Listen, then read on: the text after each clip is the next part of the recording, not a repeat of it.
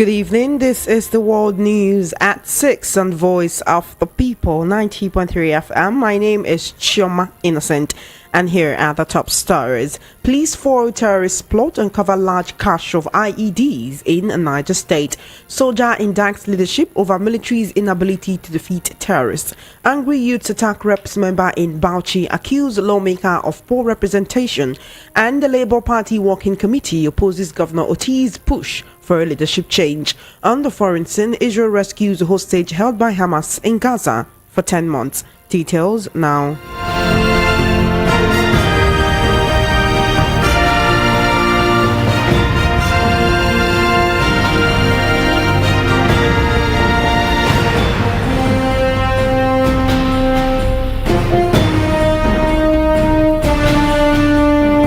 Thank you for staying with us. The news at 6 begins with stakeholders urging an increased attention to education in Nigeria. Honorable Olufemi Ibine, the concerned Nigerian citizen, is contributing his quota in promoting a structural educational system by paying for the tutoring for students intending to participate in the upcoming General Certificate of Education (GCE) and the West Africa Examinations Council (WAEC) examinations in Ejigbo local government area in Lagos State. During the flag off of the free tutoring, the sponsor reiterated his commitment to the educational sector in Ejigbo local government area, while calling on other stakeholders and lawmakers to replicate the same across all LGAs in Lagos. On their part, beneficiaries and their guardians have thanked the sponsor for taking over the burden of payment for GCE and WAEC for intending students in the community.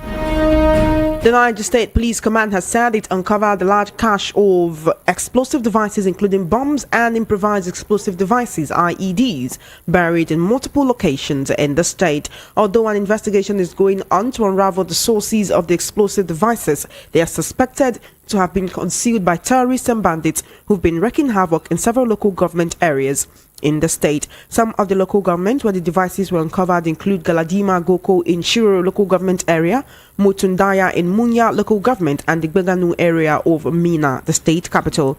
The command spokesman, Wasiu Abiodun, who released a statement on the development, said the findings were the handwork of counter-insurgency operations conducted from 2021 to 2023 and the collaborative effort involving the police and other security agencies in the state. Abiodun also reviewed that the explosives were neutralized on August 22, 2024 at a site located behind Zuma Rock in Suleja. A Nigerian soldier has put the blame for the inability of the Nigerian military in defeating terrorists and bandits and putting an end to insurgency in the country squarely on the country's leadership. The young soldier, who made the assertions in a trending video posted on X, formerly called Twitter, today, said Nigerians should stop blaming the field soldiers as they work based on instructions and obey others from their superiors. Speaking in Hausa language, the soldier said tackling terrorists and bandits would not take much time if they are given the marching orders, but unfortunately, the superiors are not giving them the orders to take the fight to the enclaves of the criminals. He also accused the military eggheads of benefiting from the war against insurgency, hence their apathy in directing the right heat on the terrorists.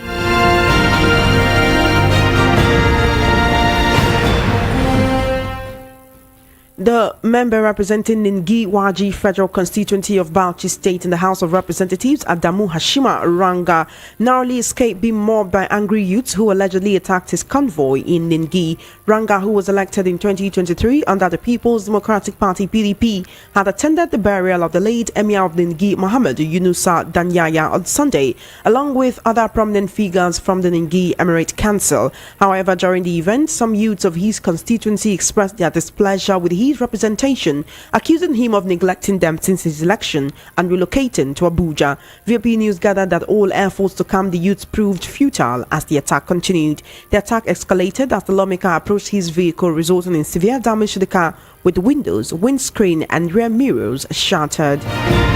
A new conflict is brewing within the Labour Party as Abia State Governor Alex Oti's attempt to convene a National Executive Council meeting to dissolve the current party leadership has encountered resistance. Governor Oti recently met with the party's national chairman Julius Abure, expressing his intention to hold a NEC meeting on Saturday, August 31, arguing that the current leadership tenure had long expired. However, the National Working Committee led by Abure countered the governor's move in a meeting held today, declaring that there is no vacuum in the leadership of the party. The National Working Committee emphasized that the tenure of the party's executives was set to expire in June 2024 and that the National Convention had already taken place on March 27, 2024 to renew the leadership. In an official statement, the party questioned Governor Oti's motives, noting that his deputy had represented him at the Nnewi Convention in Anambra State, where the leadership was reaffirmed. The statement further emphasized that the Labour Party is not controlled by any single individual, distinguishing it from other political parties.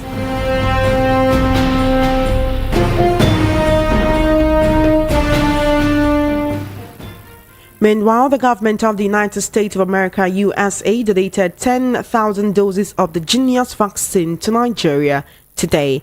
Genius is a vaccine provided by the Food and Drug Administration for the prevention of smallpox and mpox in adults aged 18 years and older who are at risk of the mpox infection. Speaking during the official handover of the mpox vaccine to Nigeria in Abuja, the Coordinating Minister of Health and Social Welfare, Professor Mohammed Betta, thanked the U.S. government for the donation and stated that the federal government is committed to improving the well-being of Nigerians.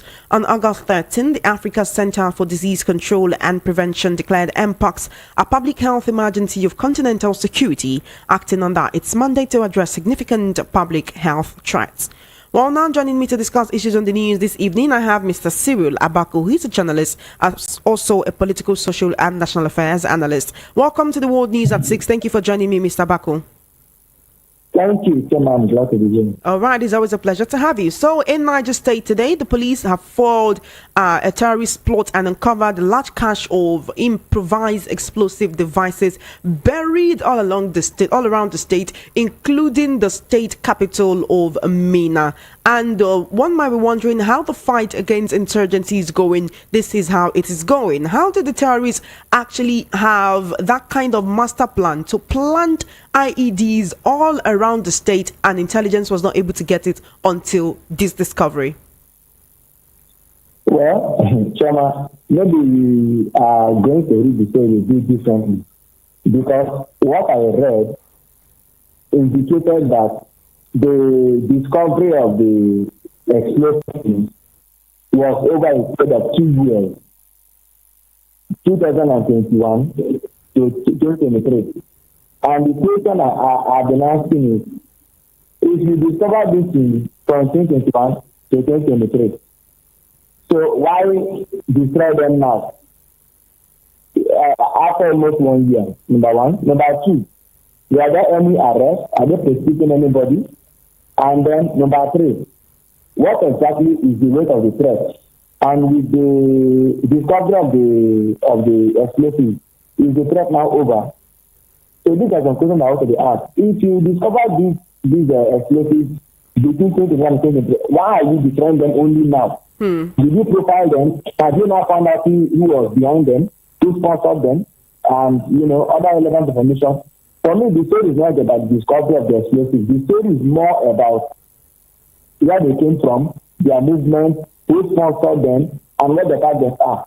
Because typically in terrorism, if you discover the plot, you only postponing doomsday. You must discover the sponsors and those who are planning those who are really behind. That's why when Hamas attacked Israel, they went to Gaza, but they didn't stop that. They made sure to go and kill the Hamas leaders. One, the head of their military commander, and two, their overall president. One was killed in Lebanon, one was killed in Iran. So that's how this thing is done. But only saying that you discover after the other day, National State, they caught a woman who hid anti-aircraft bullets in the permanent jerrycan, So the police, yes, we give it to them, but sometimes they do destroy this. But what is the long run? What is the threat over? So this is one discovery that, yes, this is one discovery that clearly puts more questions than answers. We are having that many discovery, but should we really celebrate it? I fear not. All right. Still on the yes. issue of insecurity, Mr. Bako, we have a Nigerian soldier who took to social media today to accuse Nigerian leaders of enabling banditry by paying ransoms and failing to order military action to actually crush these terrorists and these bandits. He's saying that if they get the orders today, they can actually go into the terrorist enclave and flush them all out, but that they are not getting the others. Now, this person spoke in Hausa. We couldn't get a translator in time, and so that's why I couldn't bring the inset, right? But then he's saying the military has the capability to eradicate bandits, particularly in hotspots like Zamfara State Forest, within a week if they are given necessary orders, but they are not being given the necessary orders. And he's alleging that some of their military heavyweights may have stakes in this insecurity, and that's why they don't want to give these orders. Now, Chairman, let me get very honest with you. There is nothing new in what this revelation expose is bringing to the fore. Anybody who has a fair knowledge of going on, I mean, because I think it's for almost going to 20 years, so there's nothing new that they have to say. Okay? I can tell you that I'm not surprised at what the person said, because clearly, if you listen to Dr. Okonjo-Iweala during her keynote address at the NBA conference, what did she say? Okonjo-Iweala said that Nigerian leaders should stop weaponizing insecurity, and that's a great thing to say. That they should stop weaponizing insecurity. They weaponize poverty.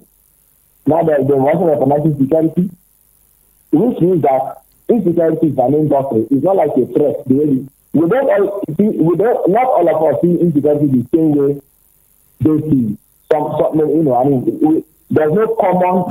How else is there to see insecurity if not that people are losing their lives, people are losing their property, and people cannot go to their farms? Now, that is what morality and common sense should compel us to see that. But unfortunately, there are hate columnists. There are people who sell information to terrorists. There are those who are actively sabotaging. I mean, didn't you see what happened in Sokoto State the other time? They are surrounding the terrorists in the name of trying to make peace. Our peace now come to Sokoto State. The other day, the vice chancellor of the university in Katsina said, the staff members were the ones giving information to terrorists. They have arrested their personal lives, there are even government officials. A former president of Nigeria said that there were Boko Haram people on his cabinet. A former president of Nigeria. Just going to tell you that we don't all think the same way. Anyway, maybe because I make money from it, maybe because there was a time a UN organ, a UN agency in Nigeria was the army defending person non grata. Because they said that these people are fond of an act by which they will come and say, oh, our truck has broken down. Then Boko Haram and rob them. I think people are saying, is it that you're giving us arms? Or after I said break down, I say this all the time. Boko Haram and rob them all the time.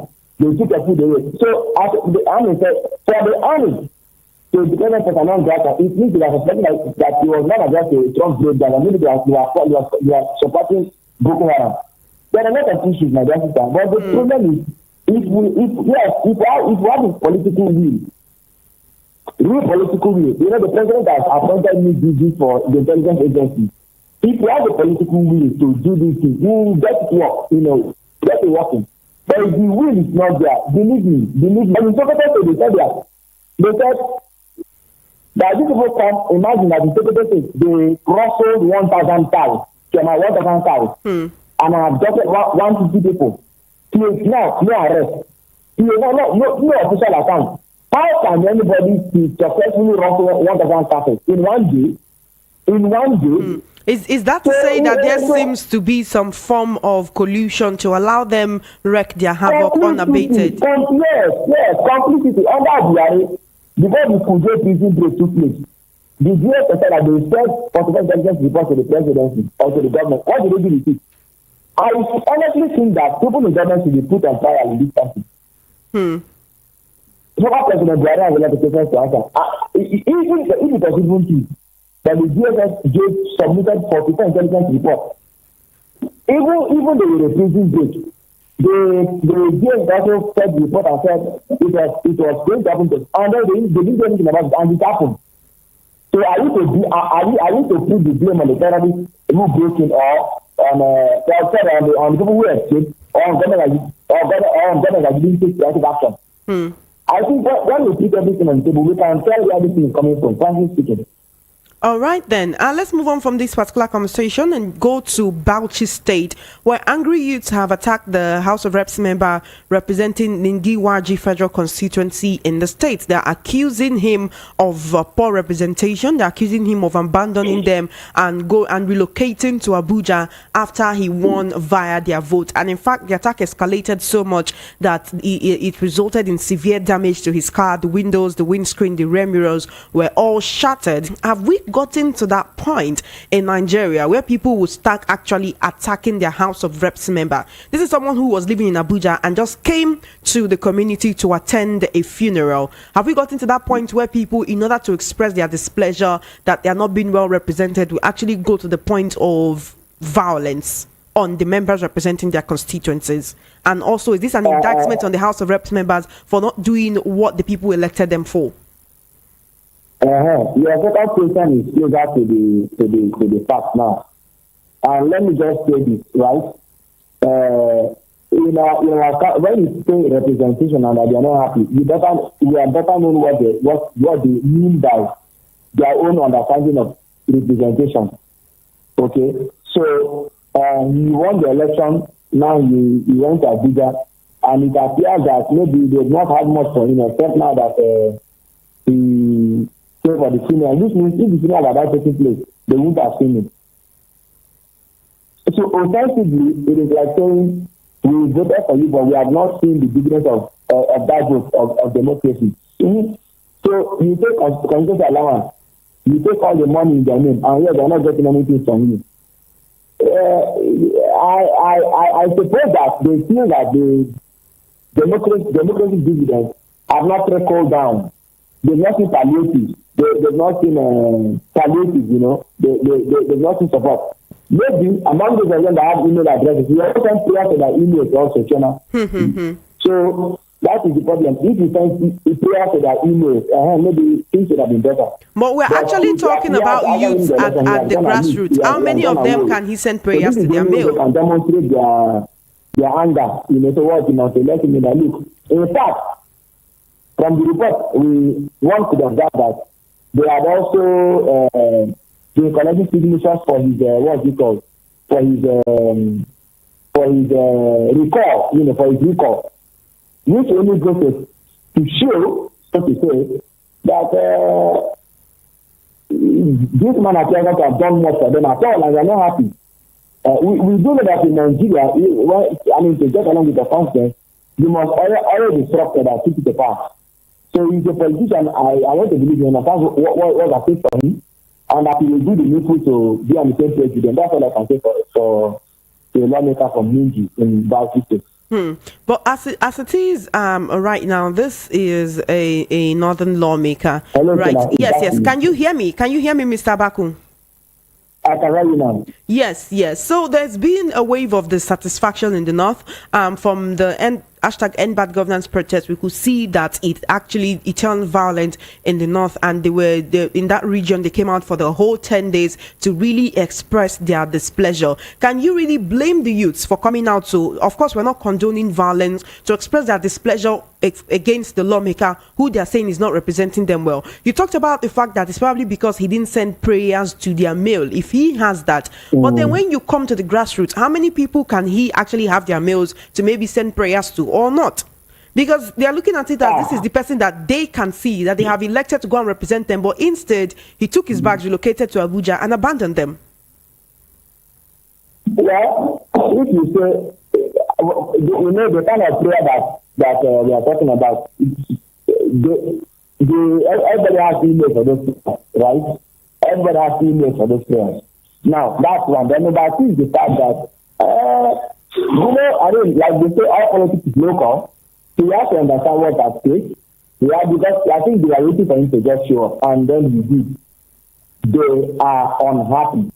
I want to hope that anybody who will win, the Bauchi looks to be a very strong PDP chip anyway, but I want to think of it this way. Anybody who wants to win the presidential election of 2027 has an uphill task of making northern voters believe that he is for them. Only yesterday, in the state of Kaduna, Katsina, and Sani, the residents came out and said, and when I say residents, please read voters. Voters came out and said that they have not received any rights. Okay? Even the NEJ secretariat in Kaduna, I think, it was otherwise youth coalition that went and gave them rights. And I was wondering, are the otherwise youth also formally recognized body by the federal government to give them rights, or they are just distributing their own share of the rights? 20 trucks per state. And people are saying that they are not seeing this right. That's a very weighty thing to say. There's poverty in the land, there's serious hunger in the land. People can no longer afford basic things of life. In fact, in Katina, at a point, people couldn't even see money to use to buy anything. So where we are is not a good place. We are not in the best place. I want to very, very strongly advise that government should give us, today to Bauchi, tomorrow to any other place. And the threat is real. Because they say a hungry man is an angry man. When people are hungry, they can go to any length to demonstrate their anger and displeasure. So now it is one lawmaker. You recall that I think it was in Betta the same president when he was the president. They are backing. So it is advisable that when your leadership you do what you ought to do, and don't alienate those who have to. It's like when somebody has climbed the ladder and then when he gets up there, you want to push the ladder away. The people should retire their life. I'm not advocating going to share money, but there was a project, there was empowerment, there was support education, everyone to learn basic crafts and skills and things like that, and economic empowerment, because ultimately they must stand on their feet economically.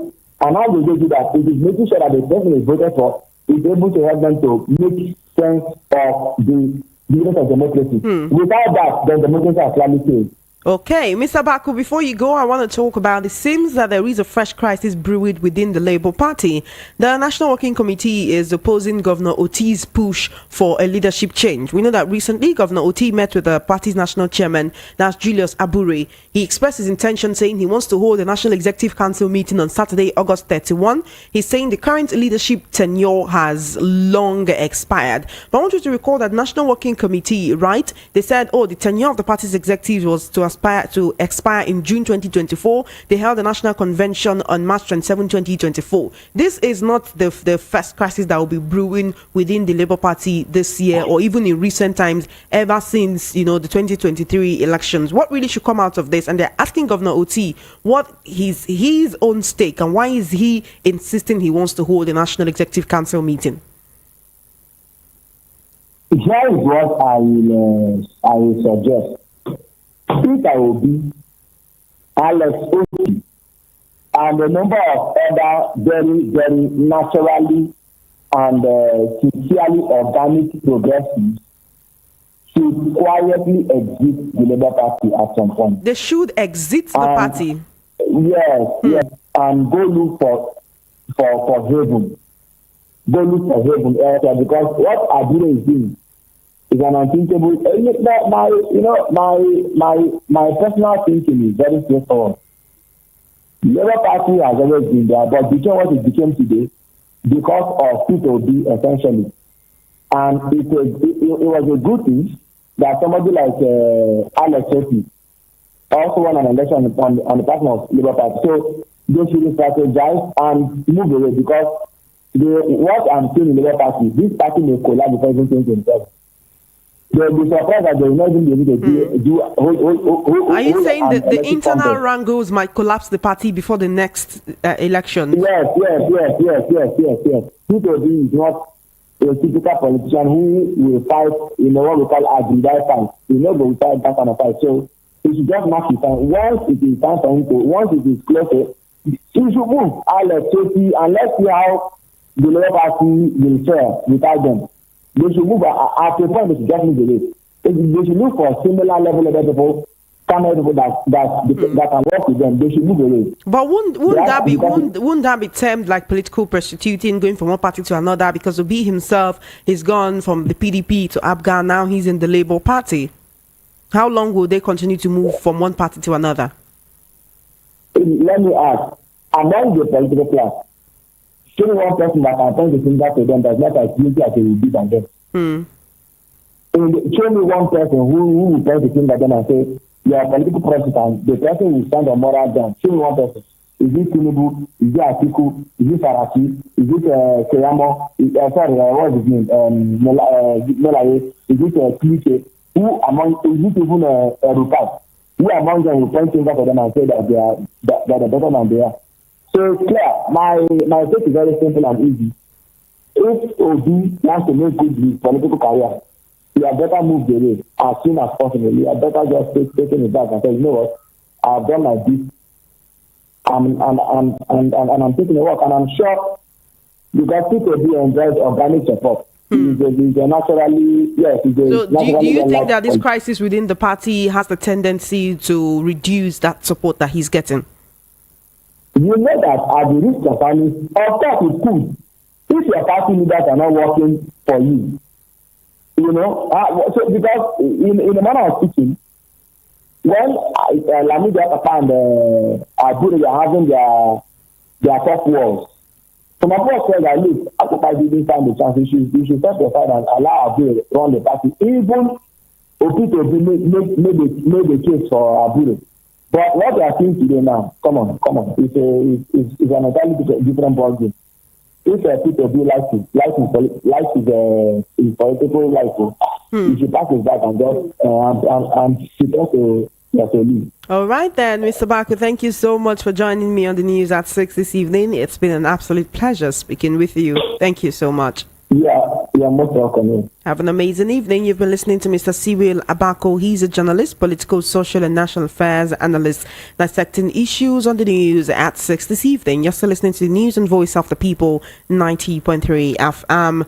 Outside Nigeria, the Israeli military says commandos have rescued from an underground tunnel in Gaza a Bedouin Arab hostage who was kidnapped by Hamas during the October 7 attack on Israel. Qaid Farhan al-Qadi was rescued in a complex operation in the southern Gaza Strip by the Israel Defense Forces and Shin Bet Domestic Security Services, according to a statement. No further details could be published due to considerations for his safety, security of the forces, and national security. Mr. El-Qadi, who's the 8th hostage rescued by Israeli forces since the start of the war in Gaza, is currently in a stable condition in hospital where he's undergoing examinations. IDF spokesman Rear Admiral Daniel Hagari said in a video announcement that he could not go into many details about the operation in which he was freed. Well, that's it on the world news at 6. Just before we wrap up, let's take a look at the top stories again. You heard that police have fought the terrorist plot and uncovered a large cache of IEDs in Niger State. Soldier indicts leadership over military's inability to defeat terrorists. Angry youth attack reps member in Bauchi. Accuses lawmaker of poor representation, and Labour Party Working Committee opposes Governor Oti's push for a leadership change. Outside Nigeria, Israel rescues hostage held by Hamas in Gaza. And that is a wrap on the world news at 6. My name is Chioma Innocent. Please follow our social media handles at VOP 903 FM. Good evening and thank you for listening.